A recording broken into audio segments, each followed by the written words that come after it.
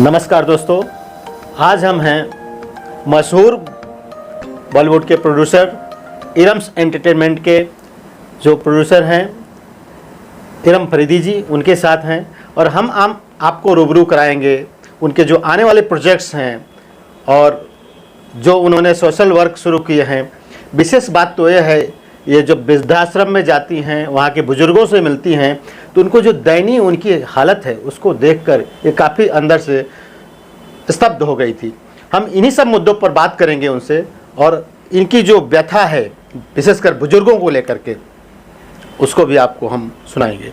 इरम जी, मैंने आपकी बातें सुनी अभी थोड़ा टाइम पहले, आप बात कर रही थी, कुछ समय पहले आप वृद्धाश्रम पहुंची थी, तो जो बुज़ुर्ग होते हैं जिनके बच्चे उन्हें छोड़ देते हैं वृद्धाश्रम में, ऐसे लोगों से आप मिली तो कैसा लगा आपको, ज़रा उसके बारे में हमारे दर्शकों को बताएं।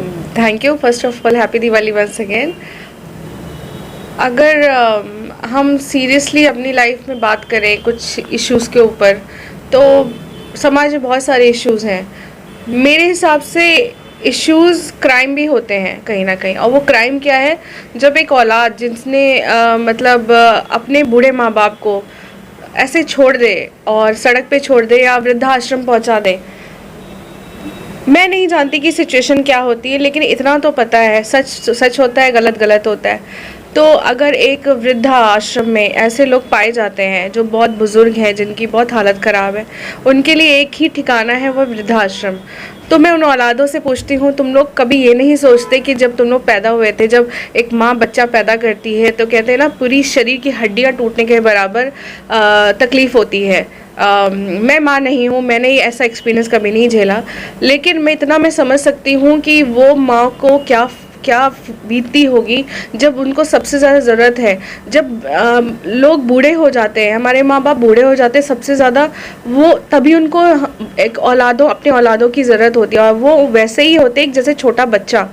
तो उनको जब ज़रूरत है तो हम कैसे हमारे अंदर दिल में कैसे होता है।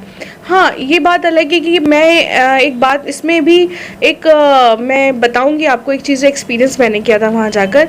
कुछ लोग अपनी मर्ज़ी से वहाँ पे आते हैं।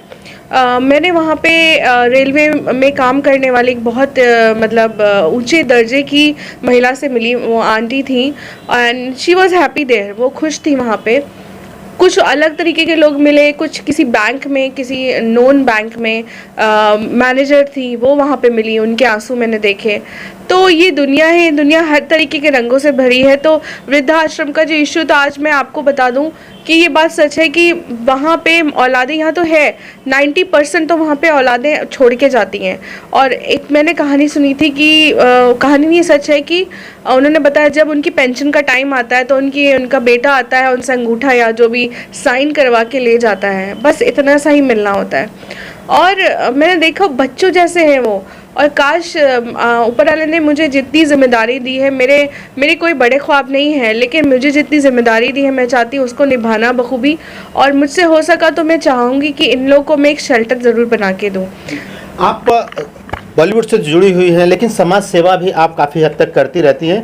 लेकिन मुझे एक बात जाननी है, बॉलीवुड में ऐसे भी लोग हैं, आपने भी देखा होगा, कि जो ऊपर से कुछ और हैं, अंदर से और दिखावा समाज सेवा का करते हैं, लेकिन वाकई वो समाज सेवा नहीं करते हैं। उसके बारे में आपका क्या कहना है? कभी आपने रूबरू उनसे हुई आपकी मुलाकात? मैं सिर्फ बॉलीवुड में ही क्यों, फिर तो बहुत जगह है ये बॉलीवुड को क्यों आप लोग टारगेट करते हैं? लेकिन ये बात सच है, लोग जैसे कहते हैं हाथी के दांत खाने के और दिखाने के और।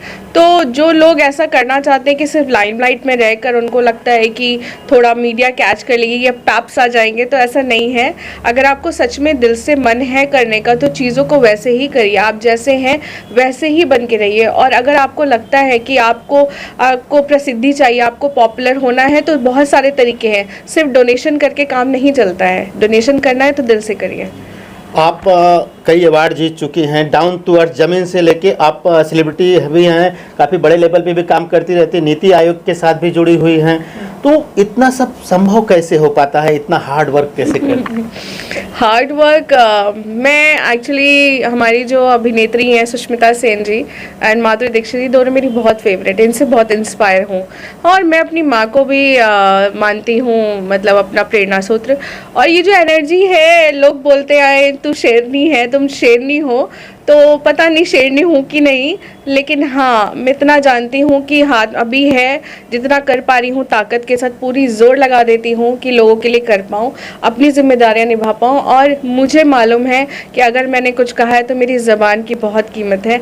तो वह बस उन्हीं जोश के साथ और ऊपर वाले के आशीर्वाद से, और एक तरह अच्छी टीम, जुनैद भाई, हमारे जुनैद शेख जी जो है, जो हमारी फिल्म इंडस्ट्री, हमारा जो प्रोडक्शन है उसमें एज अ एसोसिएट प्रोड्यूसर है, और फैज़ अली वागले हमारे creative producer, Chirag and Himesh, हमारी ये जो टीम है इन सबके सपोर्ट से भी मैं ये चीज़ें संभव कर पाती हूँ।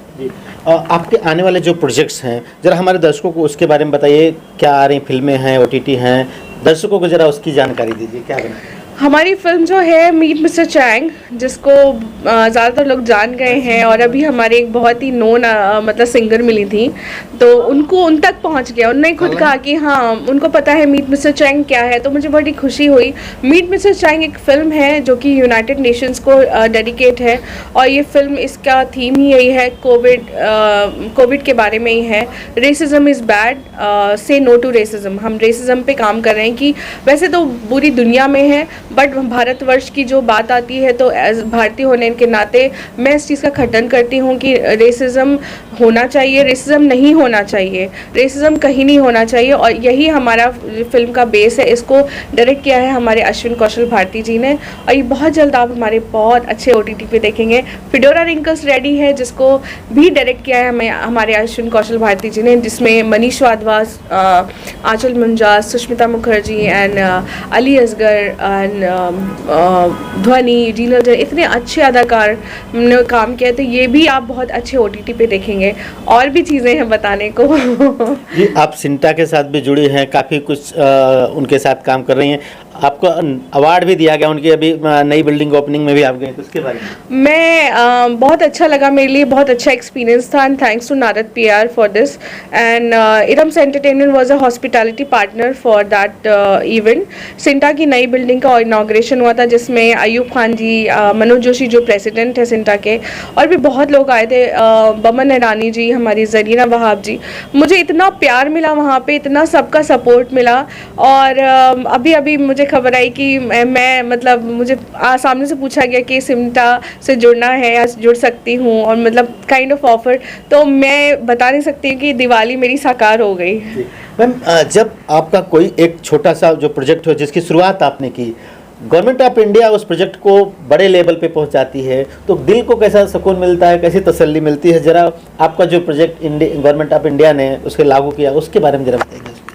मैं हमारे जो प्रधानमंत्री जी हैं ना, उनसे बहुत अपने आप को क्लोज मानती हूँ। क्लोज इसलिए मानती हूँ क्योंकि मुझे लगता है कि वो भी मेरे एक आइडल हैं। हमारे प्रधानमंत्री जी जो हैं उन्होंने बहुत काम किया है, और इसके साथ साथ उन्होंने सबसे अच्छी चीज़ मेरे लिए ये हो गई कि भारत सरकार ने अगर ये एक्सेप्ट किया है, अगर ये बात है और एक्सेप्ट किया है कि मेरा हस्ताक्षर मेरी पहचान जैसी मुहिम जो हमने चलाई थी, जिसको शुरू किया था हमारे आकाश शुक्ला ने जी ने, और मैं एज अ एम्बेसडर मैंने काम किया था आज से 2 साल पहले। वो मुहिम इतनी आगे तक पहुंच गई कि मुझे पता ही नहीं चला कि इतने लोगों ने उसको एक्सेप्ट किया। हमने मैं नंबर भी नहीं बता पाऊंगी, मोर देन 5000 से ऊपर लोगों को हमने हस्ताक्षर करना सिखाया था। और हमारी जो आज गवर्नमेंट है, हमारी जो भारत सरकार है, हमारे जो मोदी जी हैं, उन्होंने इस चीज़ को अग्रसर किया है। तो कहीं ना कहीं ये कनेक्शन या श्रेय अगर मुझे मिलता है या मैं जुड़ी हुई हूँ, तो इससे बेस्ट मेरे लिए हो नहीं सकता। मुझे लगता है कि मुझे लगता है ऐसा भारतीय होने के नाते, और एक अपने प्रधानमंत्री से अपनी बात कहना हर किसी का अधिकार है, तो मैंने ये मेरी बात वहाँ तक पहुँची, तो इससे अच्छा मेरे लिए हो नहीं सकता। आप सुन रहे थे इरम्स एंटरटेनमेंट की प्रोड्यूसर इरम फरीदी जी से बातचीत कर रहे थे। उनकी भावनाएं सुनी आपने, किस तरह से वो गरीबों की सेवा करती हैं, समाज सेवा करती हैं, और डाउन टू अर्थ ज़मीन से उठकर यहाँ तक वो पहुँची हैं, और हर समय वो हर संभव मदद करने की लोगों की कोशिश करती हैं। आने वाले दिनों में उनके कई प्रोजेक्ट्स आने वाले हैं। आप भी दुआ करिए कि जो उनके प्रोजेक्ट्स आ रहे हैं वो हिट हो और लोगों को पसंद आए। Jatashankar Singh, metro India news, Mumbai.